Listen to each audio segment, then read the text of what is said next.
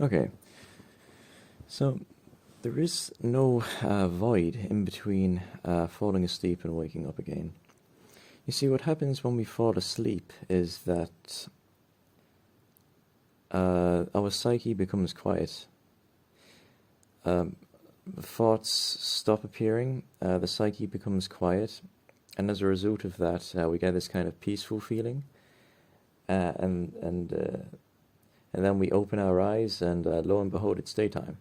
And this gives rise to the illusion that there's some sort of a void in between falling asleep and waking up again.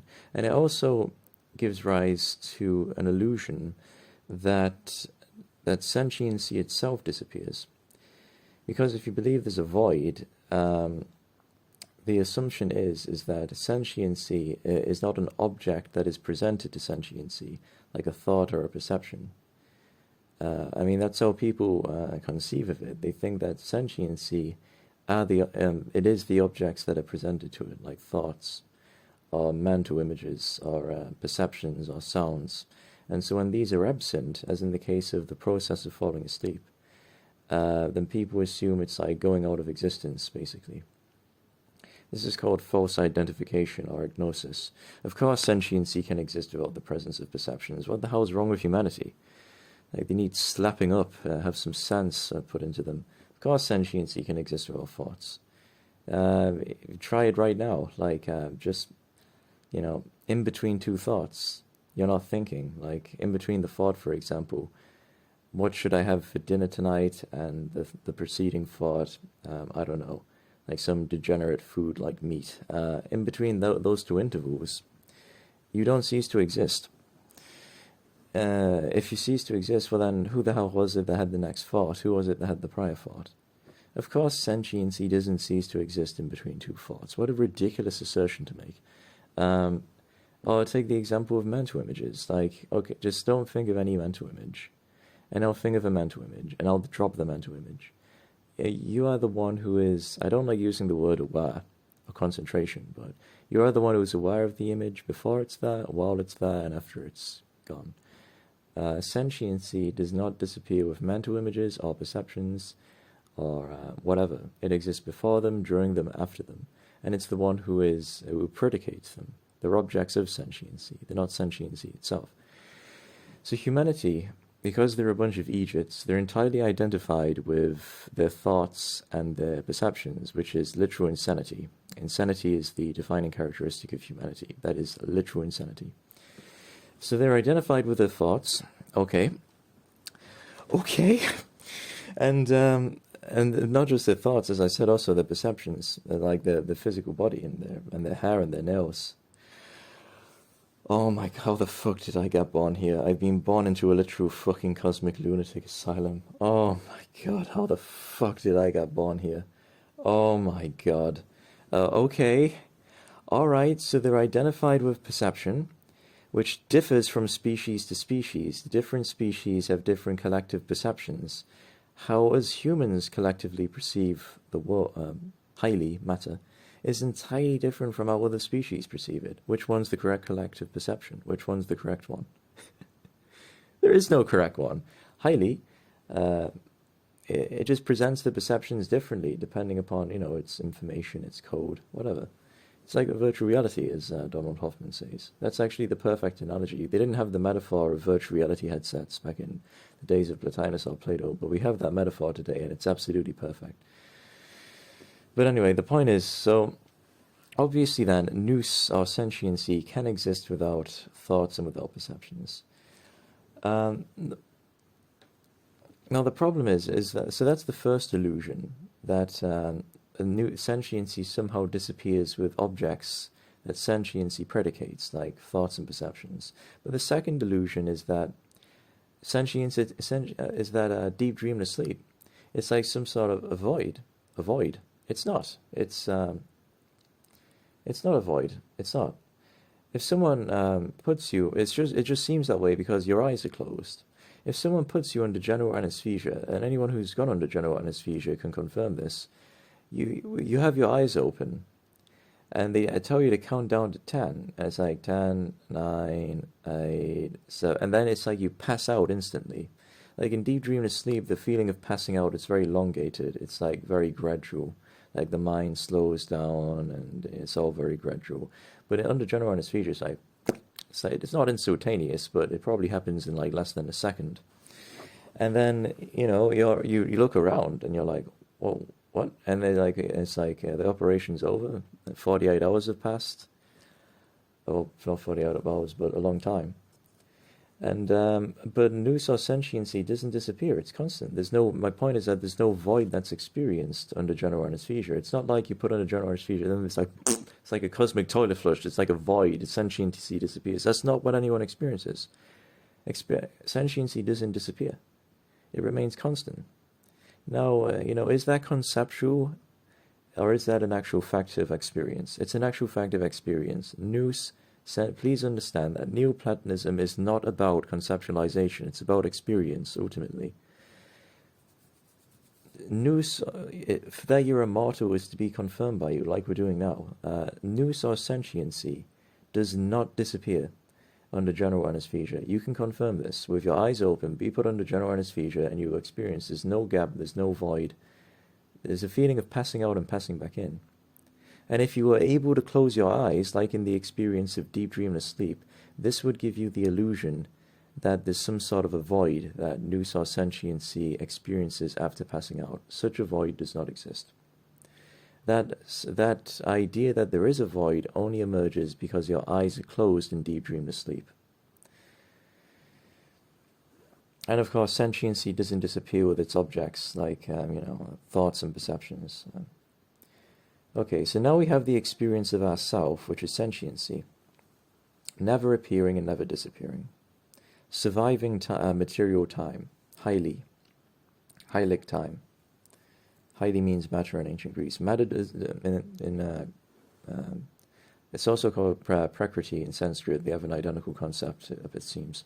Heilig is not it's not perceptible objects like this chair or this table. Heilig is like the primordial kind of information that then gets presented to human sense perception as a table or as a chair. But what appears as a table or a chair to you is an entirely different perception to a different species. So which species has the correct collective perception? And the answer is neither. There's just heilig, which is like a very subtle sort of information. And then what happens is that the nous and the psyche becomes connected or associated with that. In ancient Greek, that connection is called oshima. It's also called pneuma, but that has a lot more kind of mystical connotations of like breath and so on. But then again, so does psyche, whatever. It becomes connected with that, and then when that connection happens, then heilig presents itself in a specific way to the psyche, like as what we're perceiving right now. Even on the most discrete level of like cells and atoms, that is how heilig presents itself to our human senses. And of course, different species have totally different perceptions. So it's basically like a virtual reality, what's called doxatos. That's literally our experience. We can be a lunatic and an idiot and a piece of shit and deny it, but it doesn't change our experience of what is. And what is sentiency or nous, and we don't experience the discontinuity of that. We simply don't. It's just because we close our eyes at sleep at night, and because we are identified, and not the nous, but the deinoia, that's the intellect, because we are identified with thoughts, with perceptions, sounds and tastes, with the objects of nous, of sentiency, sentietic objects, because we're identified with them, when they disappear, as in the case of the psyche shutting down gradually in deep dreamless sleep, or suddenly in the case of anesthesia, then we think, oh, nous disappeared also. No, it didn't. Only the objects of nous disappeared, the objects of sentiency. And there are countless experiments we can do to demonstrate to ourselves that sentiency or nous is not synonymous with thoughts. Even the suggestion of that is retarded. Like, clearly there's a difference between sentiency or nous and its objects. Like, what a ridiculous assertion humanity makes. They're totally insane. Of course, sentiency is different from thoughts and perceptions. How can you... I'm bewildered how you can even make that correlation. Like, how can you make that correlation that sentiency or nous is the same thing as a thought or a mental image? or a smell. How can you even make that association? Like, how? How do you even come to that conclusion? But that's the conclusion most of humanity comes to. And so when those cease, as in the case of falling asleep or passing out, they assume, oh, no sentiency. No sentiency is there, just its objects disappeared. And there's no void either. And then the second illusion we went over, just to recap, there's no void also. Like, it's just because the eyes are closed, it gives the illusion like there's some sort of black, empty void. And, because what happens once you dispel the first illusion, that nous or sentiency is the same thing as a fucking thought or a perception. Once you dispel that illusion, then there's a second illusion that arises, which is, okay, nous or sentiency is constant. It's not its thoughts, it's not its perceptions, it's not what it predicates. But it enters into some sort of a void upon, like, falling asleep. And that turns out to be totally false as well. It only seems that way because our eyes are shut. If we could fall asleep with our eyes wide open, it would be pretty much identical to being put under general anesthesia.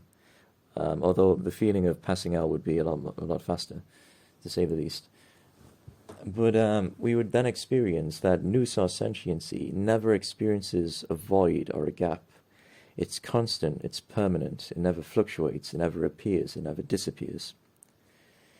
And then once we experience that, then we realize, oh my God, what all these ancient sages were talking about, like Plato and Heraclitus and Plotinus, they're actually speaking the truth. And then we realize the cosmos noetos, which underlies highly as its substratum, hypostasis, is absolutely all-pervasive. And yes, there are literally gods inside all things. Humanity can be filthy demons as they are and deny it, but there are gods inside everything. There's gods inside doors, there's gods inside hinges, there's gods inside water, there's gods inside forests, there's gods inside trees, there's gods inside villages, there's gods inside castles, there's gods inside literally everything. Why? Because the cosmos noetos is inside of everything. Because within everything is just an appearance, doxatos. But as its substratum is highly, and then within highly is the cosmos noetos. And the gods in the cosmos noetos, psyches, can become associated with highly, with matter. That's our situation. That's our situation as embodied beings. Psyche is associated, and the association is called orchima, or pneuma, with highly. And then that presents itself to us as the virtual world that we experience. I mean, that's literally what's happening. And there's no such thing as a void. There's no such thing as, like... And beyond a void, there's no such thing as non-existence. Because, like, the entire idea of non-existence is just ridiculous. Because even in a state of a void, where there's no thoughts, no perceptions, no feelings, no images, even then, that's an object presented to nous. So it's just whatever. I've exhausted myself talking about this. You get the idea. There is the cosmos noetos, full of psyches who are not embodied, associated with highly like we are. But then there's the ones who are associated with highly like we are. And then that gets, presented to them as a particular collective perception, such as what we're experiencing right now. And we have what's called the Holy Guardian Angel, who is a disembodied psyche in the cosmos noetos. That is to say, not associated with highly. The connection to highly is not there, so they're not experiencing a world through highly, as we are. And that's there to try to guide us, to elevate us, to disconnect us, and to free us from this insanity and bondage we find ourselves in. And so I implore all of you to pray to the Holy Guardian Angel to break this association with highly, to experience the cosmos noetos as the substratum, the hypostasis of highly, and hopefully we will never have to undergo this association ever again, this absolute insanity of humanity, which have this concept of mortality, who are identified with their fucking bodies. Their bodies, which are a perception. It's a perception. They exist in the absence of their bodies. As in the case of deep dreamless sleep, their hair, their nails, it's all an object of sentiency. And what they perceive as their body is a totally different perception to like another animal species. And what is the body? Cells, atoms. There's no substantive thing in itself called a body, because it's a projection of highly. It's an appearance of highly. Appearance or projection is called doxatos. It has no substantial existence. I mean, humanity can deny that. It doesn't make it any less true. The body, like what? Are you referring to the atoms? Are you referring to the cells? There's no substantive thing in itself, ousia. There's no substantive thing in itself called a body. It doesn't, like, that's just not the case. Are you referring to the atoms? Are you referring to the cells? And even those are just an appearance of highly, as their substratum. It's all a projection or an appearance, doxatos, of highly, and they're identified with that. It's constantly changing. Sentiency is not changing with it. The blood goes out, the blood circulates around, the oxygen circulates around, the nervous system circulates around, but nous or sentiency just observes all that. It doesn't change with it. It's not like sentiency disappears in the gap, in the interval between heartbeats, or between the inhalation and exhalation of oxygen. It never happens. Like, sentiency or nous just never disappears. It never happens. It doesn't happen under general anesthesia. It doesn't happen under deep dreamless sleep. Nous or sentiency never disappears. Never. It never experiences. That's to say, you never experience your own disappearance. That's reality. That's not conceptual. That's not spirit. That's literally just our experience. But humanity, because they're so dumb, they just don't understand that. They think they disappear. How do they disappear? Well, my thoughts disappear. Oh, so thoughts are sentiency. Wrong. No, they're not. No, they are not. Thoughts are no more sentiency or nous than your hair is sentiency or nous. Or your aspects of the body, like the poop and the bile and the blood, is sentiency or nous. It's not sentiency or nous. Sentiency or nous predicates all of this. It exists before it, it exists during it, it exists after its predication. So nous, associated, of pneuma, associated with highly, highly then projects, doxatos, perception, which of course projection because it totally differs from species to species. And then humans, because they're so kind of fucked in the psyche, they then kind of identify with the perceptions, even though they're totally non-substantive, and frankly, they're entirely virtual, they're an illusion. Can you prove otherwise? And if you say, oh, if you cut the hand, you cut the hand. Okay, and if you have a virtual reality character in a virtual reality headset and you cut his hand, you cut his hand. What's your point? Like, that's a terrible argument. Like, that doesn't mean anything. So the point is that there's no void in between waking up and falling asleep.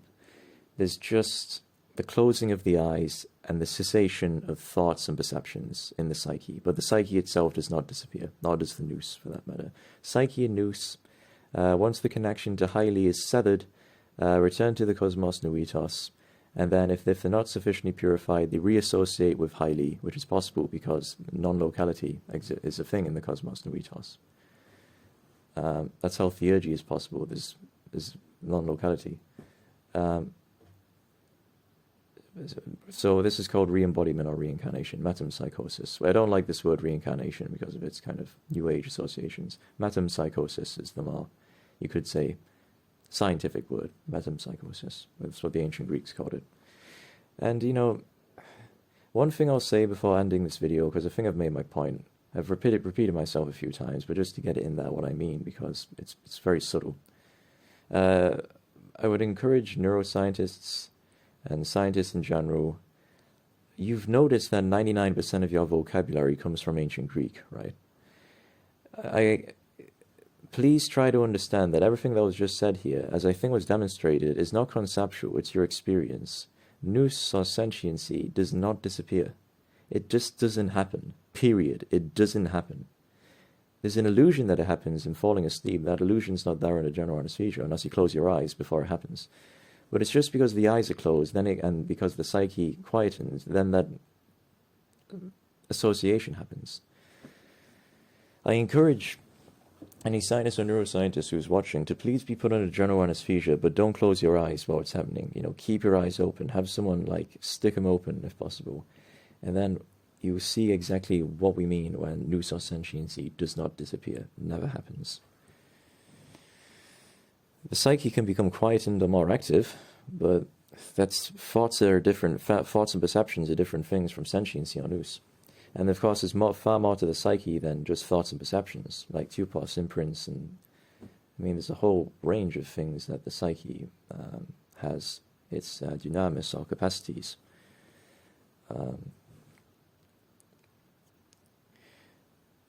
Anyway, the point is that the ancient Greeks were, in my opinion, the best of all ancient civilizations. And I know that sounds kind of, like, I don't know if you can call it Eurocentric, because, like, I'd be a barbarian in their eyes. I'm from Northern Europe.